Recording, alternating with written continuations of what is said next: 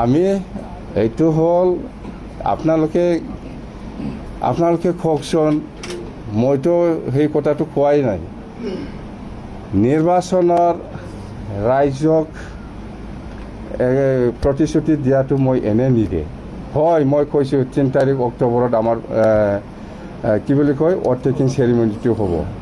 এইটো কৈছোঁ মই এনে চাই পেলাই, যিহেতু আমি এবছলুট মেজৰিটি যিহেতু পাবলৈ গৈ আছে, আমাৰ এটা বিশ্বাস আহিছে মোৰ ওপৰত। মই ৰাইজক চাই পেলাই, ৰাইজে যেনেকৈ সঁহাৰি দি আছে এইটো বিশ্বাস ৰাখি পেলাই মই কৈছোঁ হয় 3 তাৰিখ অক্টোবৰত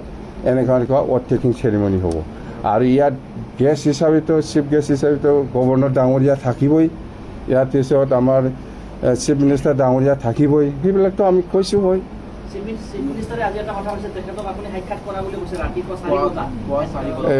এইবিলাক দেখাই দিয়কচোন মোক, এইবিলাক দেখাই দিয়কচোন। ৰাতিপুৱা 4টা বজাত নুঠোৱে মই, 8টা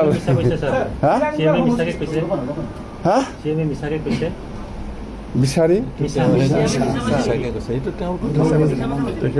মিছা কৈছে না সঁচা কৈছে। CM ডাঙৰীয়াৰ লগত যেতিয়া কথা পাতিম, যেতিয়া লগ পাব তেতিয়াই ক'ব পাৰিম মই।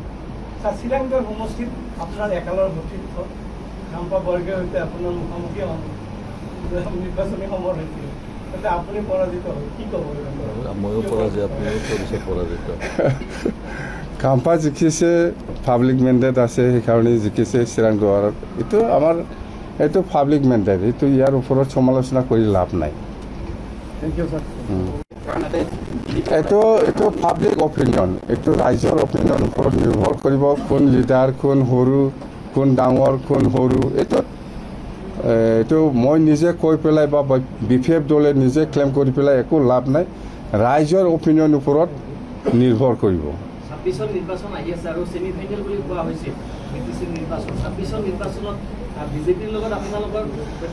ফাইনাল ছেমি ফাইনাল একো নাই ভাই। এতিয়া BPF-এ চৰকাৰ বনাবলৈ গৈ আছে। আজি যদি কোনোবা কংগ্ৰেছ বা কোনোবা UPPL বা কোনোবা BJP বা কোনোবা দলে যদি আমাক সহায় কৰিবলৈ আগবাঢ়ি আহে, আমাৰ ক'ব লগা একো নাই। আমি PMBত আলোচনা কৰিব। আপুনিতো দেখি আছে, মুঠতে আমাৰ BPF দলৰ যিটো ইলেকশ্যনৰ সময়ত যিটো প্ৰচাৰ কৰি আহিছোঁ, সেইটোৱেই 1 নম্বৰ মাটিৰ পাত্তা। উচ্ছেদৰ কথা কেনেকৈ আহিব? এই মাটিৰ পাত্তা দিয়াৰ পিছত আৰু কিবা উচ্ছেদৰ কথা আহে নেকি?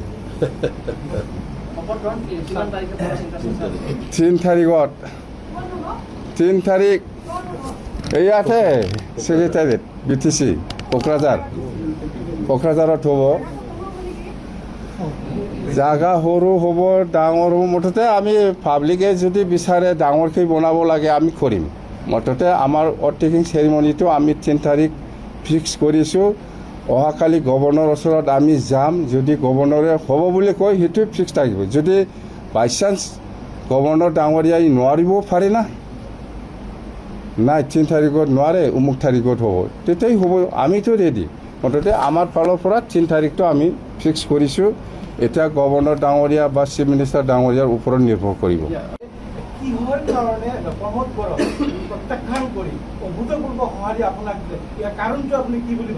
কাৰণ সেইটোৱে মই অলপ আগত যিটো কৈছে যে প্ৰমোদ বড়োৱে BTC বাকী ৰাইজক যেনেকুৱা কাম কৰি দিম বুলি প্ৰতিশ্ৰুতি দিছিলে,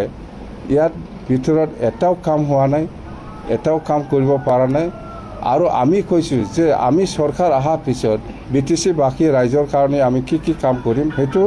ইয়াৰ ওপৰত BTC বাকী ৰাইজে নিশ্চয় ছেটিছফাইড হৈছে আমাৰ প্ৰতিশ্ৰুতিৰ ওপৰত। সেইকাৰণে সকলো শ্ৰেণীৰ সকলো ৰাইজে আমাক সমৰ্থন দিছে বুলি আমি অনুভৱ কৰিছোঁ। নহ'লে BPF দলে আজিৰ দিনত এনেকুৱা চিট পোৱাটো অসম্ভৱ কথা। নিশ্চয় ছেটিছফাইড হৈছে আৰু আমি যেনেকৈ প্ৰতিশ্ৰুতি দিছে এনেকৈ আমি কাম কৰিম।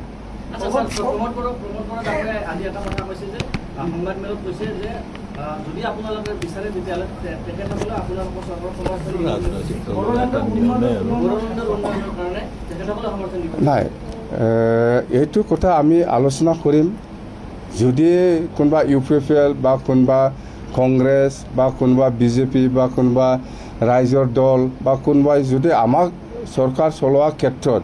যদি সমৰ্থন জনায় আমি কাকো ডিনাই কৰাৰ কোনো প্ৰশ্ন নাহে স্পষ্ট কথা মুখ্যমন্ত্ৰী ডাঙৰীয়া কৈছে যে BPF জয় লাভ কৰা মানে NDA জয় UPPL জয় লাভ কৰা মানে NDA জয় BPFৰ লগত আপোনালোকৰ কেতিয়াও সংঘাত ক্ষমা কৰিব BJPৰ লগত আপোনালোকৰ সংঘাত নাই UPPL আৰু BPFক একলগ কৰাৰ কাৰণে চেষ্টা কৰি আছে নাই ইয়াৰ আমি BPF দল হিচাপে আমি ইলেকশ্যনত আগৰ পৰাই আমি কৈ আহিছোঁ যে কোনোবা দলে কোনোবা সংগঠনে আমাৰ BPFক ছাপৰ্ট কৰাৰ ক্ষেত্ৰত আমাৰ ক'ব লগা একো নাই আমি ওয়েলকাম জনাইছোঁ যেনেবা আপোনালোকে দেখিছে GSPয়ে এটা সময়ত আমাক ছাপৰ্ট দিম বুলি আমাক ক'ব লগা একো নাই ওয়েলকাম জনাইছোঁ এটা সময়ত UDFে আমাক ছাপৰ্ট কৰিছিল ওয়েলকাম কৰিছোঁ আমি এটা সময়ত কংগ্ৰেছে আমাক ছাপৰ্ট কৰিছিল আমি ওয়েলকাম কৰিছোঁ কিন্তু এলায়েন্সত কৰা নাই জাষ্ট এলায়েন্স কৰা নাই আমি কাৰো লগত কিন্তু কোনোবা দলে যদি বা কোনোবা সংগঠনে যদি আমাক সহায় কৰিবলৈ আগবাঢ়ি আহিছে আমাৰ ৰিজেক্ট কৰাৰ কোনো প্ৰশ্নই নাহে আজিৰ দিনত যেনেবা UPPলে সেই কথাটো কৈছে ওয়েলকাম সহযোগ কৰক আমাৰ ক'ব লগা কি আছে ভালেই হ'ব হয় না নহয় কথাটো BJP চৰকাৰৰ অংশীদাৰত থাকিব নাথাকিব আপোনালোকৰ চৰকাৰ হ'বই BJP ল'লেহে আমি ইচ্ছা কৰি কৰবাত যদি BJP লগত থাকিম কোনোবা কংগ্ৰেছৰ লগত থাকিম আমি ক'ব পাৰে আমি সৰু পাৰ্টি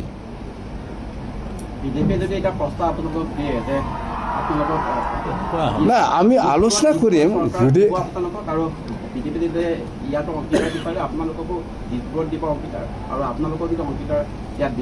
নাই আমি আমাৰ দল এনেকুৱা আমি সদায় কৈ আহিছোঁ BPF দল যেতিয়া নেকি গঠন হৈছে তেতিয়াৰ পৰাই আমি কৈ আহিছোঁ আমি BTC সকলো জাতি জনগোষ্ঠীৰ স্বাৰ্থত আমি কাম কৰি যাম ইয়াৰ ক্ষেত্ৰত যদি কংগ্ৰেছৰ লগত থাকি পেলাই আমাৰ যিখিনি নিডছ BTC সকলো জাতি জনগোষ্ঠীৰ সেইটো যদি ফুলফিল হয় কংগ্ৰেছৰ লগতো থাকিম আজি BJP চৰকাৰে চলাই আছে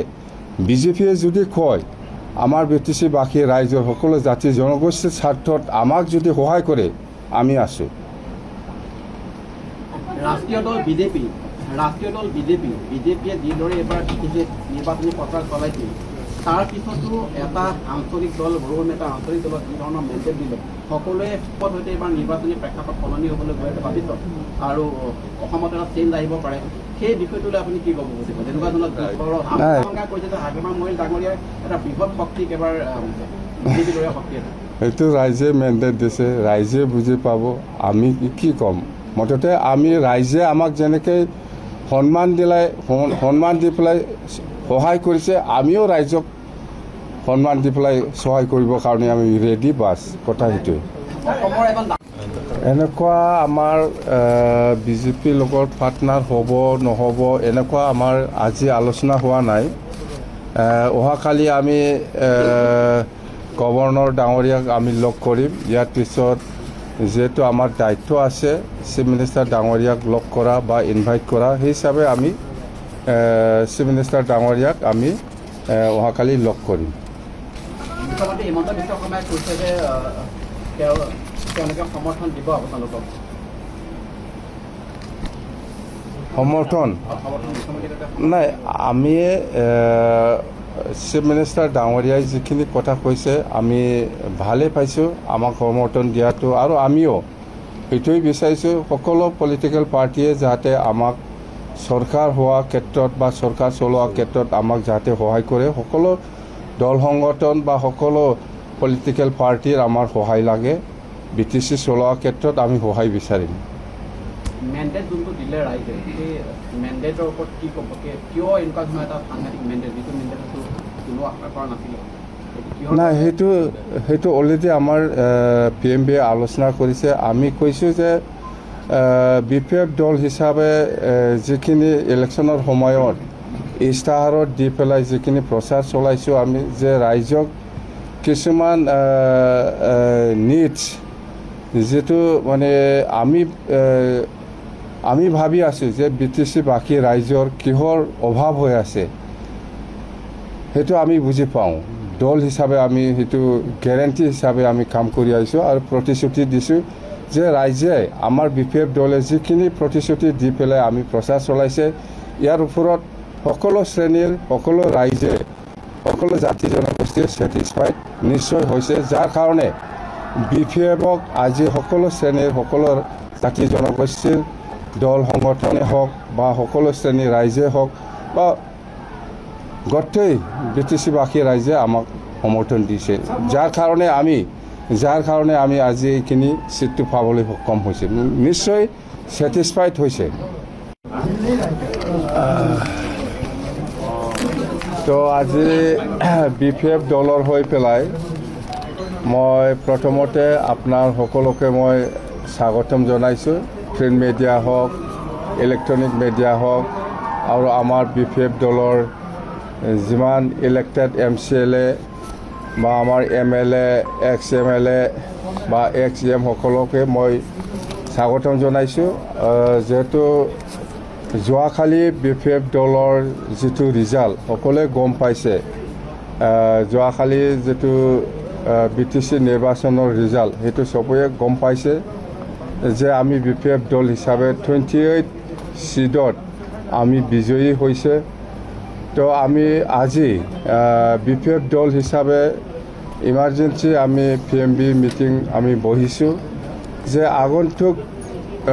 যেটো সরকার বনাবলৈ গৈ আছে BPF দল হিসাবে সেইটো আমি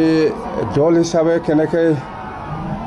সরকার গঠন হওয়া আগত যিখিনি আমাৰ দল হিসাবে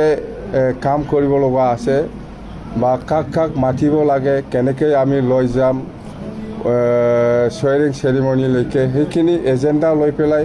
আমি আলোচনা কৰিছোঁ জাস্ট আপোনালোকক মই কৰি পেলাই শুনাব বিচাৰিছোঁ আমাৰ ভাইস প্ৰেসিডেন্ট ডাঙৰীয়াই আমাৰ আজি যিখিনি ৰেজলিউশন লৈছে আমি দল হিচাপে সেইখিনি PMB মিটিঙত সেইখিনি আমাৰ ভাইস প্ৰেসিডেন্ট সদ্য বসুমতাৰী ডাঙৰীয়াই কৰি পেলাই শুনাই দিব ইয়াৰ পিছত আপোনালোকে যদি কিবা সুধিব লগা আছে ইয়াত মই আছোঁ আপোনালোকৰ কাৰণে মই ৰেডি যিকোনো আপোনালোকে যদি কিবা নতুনকৈ জানিব লগা আছে বা সুধিব লগা আছে সেইটো মই ৰেডি আছোঁ অৰ্থাৎ আজি PMB মিটিঙত যিখিনি আমি ৰেজলিউশন লৈছে সিদ্ধান্ত লৈছে সেইখিনি কথাটো ৰিটেন আমি আপোনালোকক আমি কপি দিম আৰু ইয়াৰ আগতে পঢ়ি পেলাই শুনাবৰ কাৰণে মই সদ্য বসুমতাৰী ডাঙৰীয়াক মই অনুৰোধ জনাইছোঁ ইয়াৰ পিছত আপোনালোকে যিকোনো প্ৰশ্ন আপোনালোকে সুধিব পাৰিব যদি কিবা জানিব লগা যদি প্ৰয়োজন আছে বুলি ভাবে আপোনালোকে